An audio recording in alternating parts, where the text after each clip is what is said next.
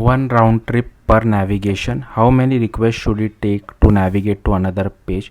In the simplest case, a navigation is resolved in a single request. You can click a link, the browser requests the HTML content for the new URL and then displays it.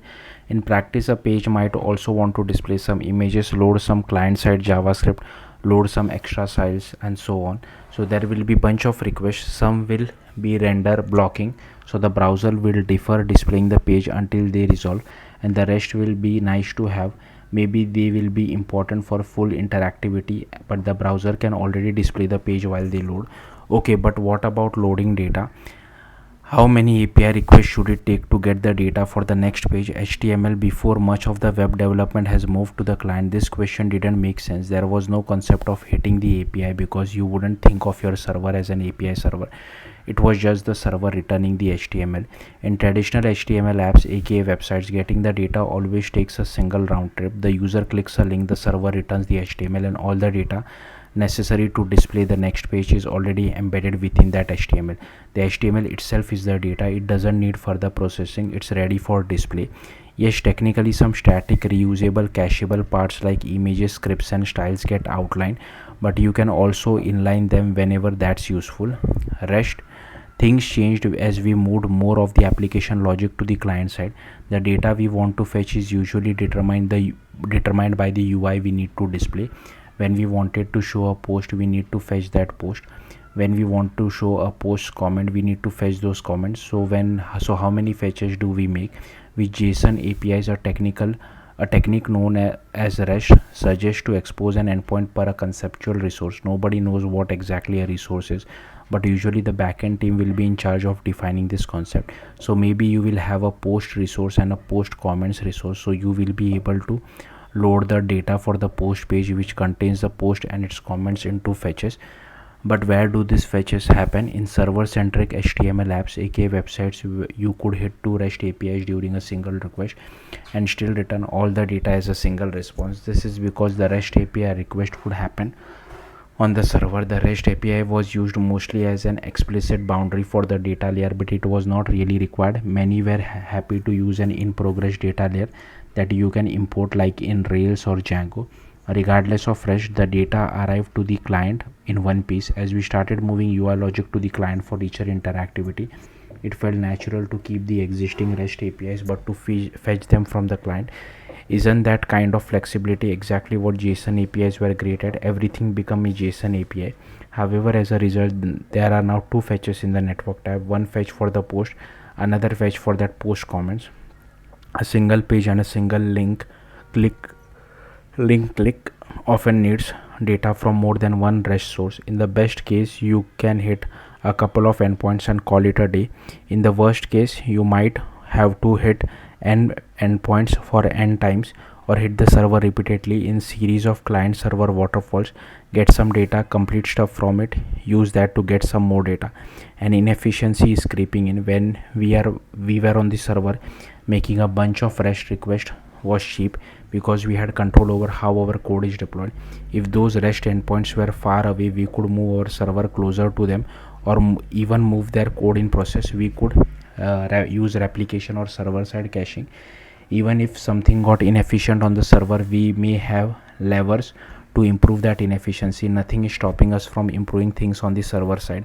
However, if you think of the server as a black box, you can't improve on the APIs it provides. You can't optimize a client server waterfall if the server doesn't return all the data needed to run requests in parallel. You can't reduce the number of parallel requests if the server doesn't provide an API that returns all the data in a batch. At some point, you're going to hit a wall. Components, the problem above wouldn't be so bad if not for the tension between efficiency and encapsulation.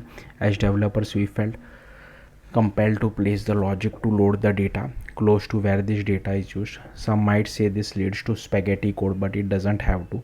The idea itself is solid. Recall, the UI determines the data.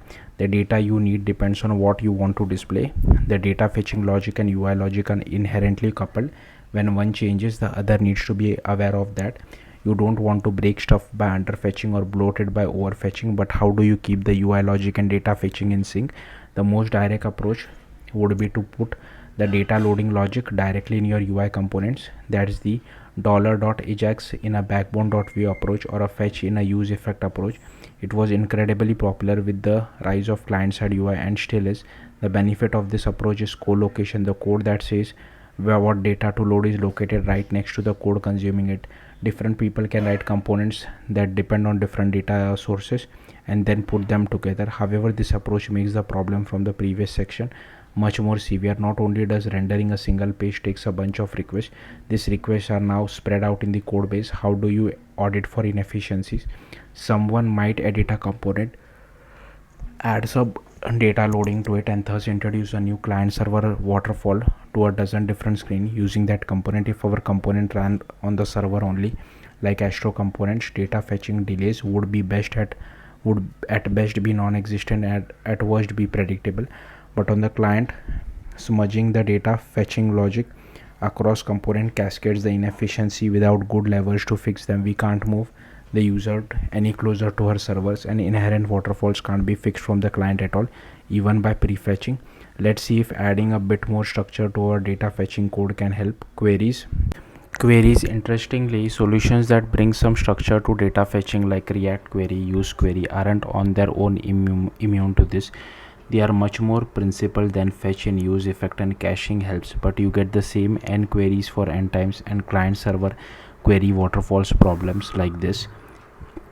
In fact, client-side caching in general is a bit of a red herring. It is essential for the back button to be instant in client-side apps and thus should not be neglected, and it helps to reuse some stuff from the cache for some navigation like tab switches. But for many navigation, primarily clicking on links, the user actually expects to see fresh content. It's why the browser waits to load the page in HTML apps. The user might not want the whole page to be replaced, especially if your app has a navigation shell, but the content area is expected to be fresh after click link. Of course, prefetching on hover for an instant and fast navigation is even nicer. Counterintuitively, this means that faster is not always better. It's often worse for the user experience to show a flash of stale cached content and then immediately replace it a la stale while revalidate. It betrays the user's intent. Clicking the link carries an expectation of freshness. I don't want to have the control R just in case. Client-side caching helps if the content couldn't have changed yet or you simply don't care to reflect the changes, but it isn't a panacea and doesn't fix other issues. It solves a range of problems, but it doesn't reduce the number of requests when we want the data to be fresh, and it doesn't help us prevent client server waterfalls. So now we have this tension. It feels tempting to co-locate the UI with its data requirement, but we also want to avoid client server waterfalls and firing too many parallel requests. Client side caching of queries alone doesn't fix this. What do we do? Client loaders. One thing we could do is to give up on co-location. Suppose that for each route we define a function that will load all the data for that route. We will call it a loader. This example is using client loader API from React Router, but the idea itself is more general. For each navigation, assume that the router runs the loader for the next route and then hands off the data to your component hierarchy. The downside of this approach is the data requirements are no longer co-located with the component that need that data. There is now a piece of code at the top of each route that has to know what the entire hierarchy below it needs. In that sense, it feels like a step back from fetching in queries or in component. The upside of this approach there is that it's way easier to avoid client server waterfalls. They are still possible and sometimes unavoidable because the client loader function runs on the client, but they are visible. You are not creating client server waterfalls by default, which fetching in components or queries suffered from. Server loaders. Another upside of loaders is that if each route has self-contained loader, it is easy to move some of the logic to the server. Since the loader is independent from your component, it runs before any component. You could make it a part of your HTML or API server, or even a separate BFF server or a backend for frontend. This is the model followed by React Router loader function, as well as the old school Next.js get server side props. Usually a code transform detach the server loader code from rest of your code, which is destined for the client. Why move the loader to the server if you don't treat the server as a black box beyond your control? The server is the natural place to put your data fetching code. On the server, you have all the levers to improve common performance problem. If you often have You often have control over latency. For example, you can move your BFF server closer to the data source. Then even inherent waterfalls will be cheap. If the data source is slow, you have the ability to add cross request caching on the server. You also have the option of dispensing with microservices entirely and moving your data layer to be in process like in Rails. And in process data layers give you the ultimate opportunities for optimization. It lets you drop down to a lower level whenever necessary. For example, to call an optimized stored procedure for a particular search in memory per request. Batching and caching let you reduce the number of data trips even further. You don't have to worry about overfetching or underfetching. Each loader can just send the data that its screen needs. No more expanding REST resources. But even if you stick with calling the REST APIs, you have covered a lot of useful properties of traditional HTML apps, the kind of architecture you would have with Rails or Django. From the client perspective, the data JSON this time arrives in a single round trip, and client server waterfalls can never happen in this model. Okay, so those are the upsides of server loaders. What are the downsides? Server function, recall that when we decided to use loader, we have given up on co-location. What if we keep the loaders on the server but write a loader per component so that we regain the co-location? This might require further blurring the boundaries between server and client code, but let's roll with it for now and see where it leads. The way you would do this depends on what boundary blurring mechanism you use. Let's start with 10 stack server functions as an example. This lets us declare a few 10 stack server functions that the client can import. Here is an alternative example with React server function syntax instead. I won't dwell on their differences for now. For the purpose of this post, let's consider them equivalent. In both cases, they create implicit RPC endpoints. The point is that your client-side component can import them directly. No need to set up a REST API endpoint of an API route. It's implicit API route by import. Now we have co-location again. Post content only needs get post. Similarly, comments can import get comments directly from the server. But wait, this doesn't actually help any of the problem we outlined earlier. In fact, we have regressed the performance characteristic back to fetching inside components or query. The only thing that server function help with is nicer syntax, import instead of an API route. But when used for co-located data fetching, server functions are a step back from server loaders. They don't enforce fetching in a single round trip and don't prevent client server waterfalls. Server function reduce the plumbing of calling the server, but they do not improve data fetching. Does anything GraphQL fragments? Tragically misunderstood. GraphQL is one take on efficient co-location. The idea of GraphQL, the way it was intended to be used, is that individual components can declare their data dependencies as fragments, which then get composed together. After many years, thankfully, Apollo supports this too. This means that the component can declare its own data needs. Note that the comment component does not do any data fetching on its own. It only declares what data it. Let's look at the post content component. The post content component composes the comments fragments into its own. The actual data fetching happens somewhere at the top level. The fragments would compose into this GraphQL query that describes the data for the entire route. It's like an automatically generated loader. For every screen, it's now possible to generate a query that precisely describes all the data needed by that screen according to the source code of your component. If you want to change what data is needed by some component, you just change that fragment in that component and all queries will change automatically. With GraphQL fragments, each navigation loads data in a single round trip. GraphQL is not for everyone. I still feel a bit lost in the syntax, partially because I never heavily used it and it requires some institutional knowledge to use it well, both on the server side and on the client side. I am not here to sell you on GraphQL, but it deserves to be said that GraphQL is one of the few approaches that actually did crack this nut.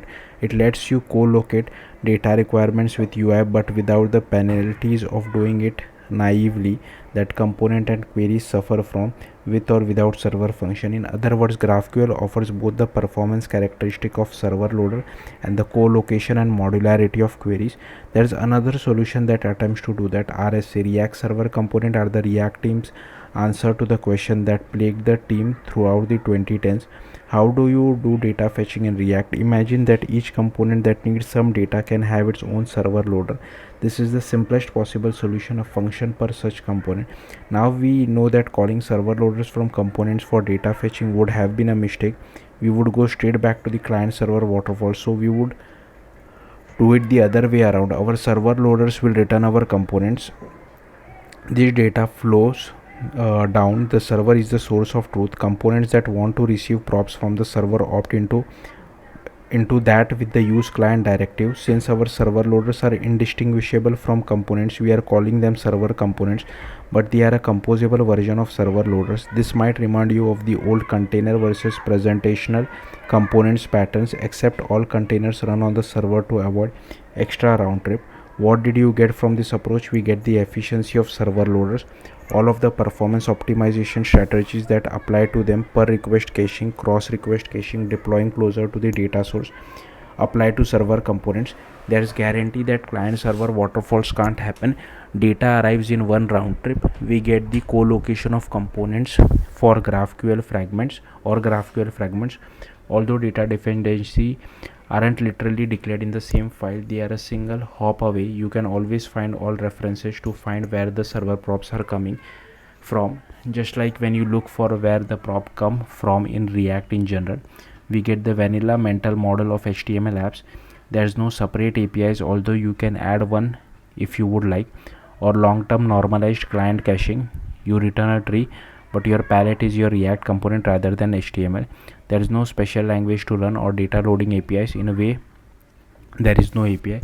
In fact, the example above can be collapsed to when the user requests the page, whether the navigation is initial or subsequent, the client will make a single request to the server. The server will start serializing the output starting from post component, recursively unfolding it and streaming a React tree that will either turn to HTML or JSON. From the client's perspective, every navigation results in a single request to the server. From the server's perspective, the data loading logic is split as modularly as necessary. The server passes data to the client by returning the client tree. So what in this post I try to show you how RSA relate to different aspects of existing data fetching solution. There's many things I haven't covered, but I'll note a few. Fetching data in a single round trip might seem like a bad idea if some part is slower to load. RSA solves this by streaming GraphQL by the @defer directive. Client server waterfalls might seem like a less of a problem if you use prefetching. That's not true. For inherent client server waterfalls, prefetching doesn't help. Fetching in components might seem like a bad idea due to server only waterfalls. That is true in some cases depending on whether you use a low latency data layer. I don't think this speaks against RSA, but I'll save that for another post. If there's one thing I would like you to take away, is that there aren't many solutions that aim to solve both co-location and efficiency. HTML templates do that with Astro as a modern container, GraphQL does it, and RSA also does it. So yeah, that's it. Thank you for watching. Bye.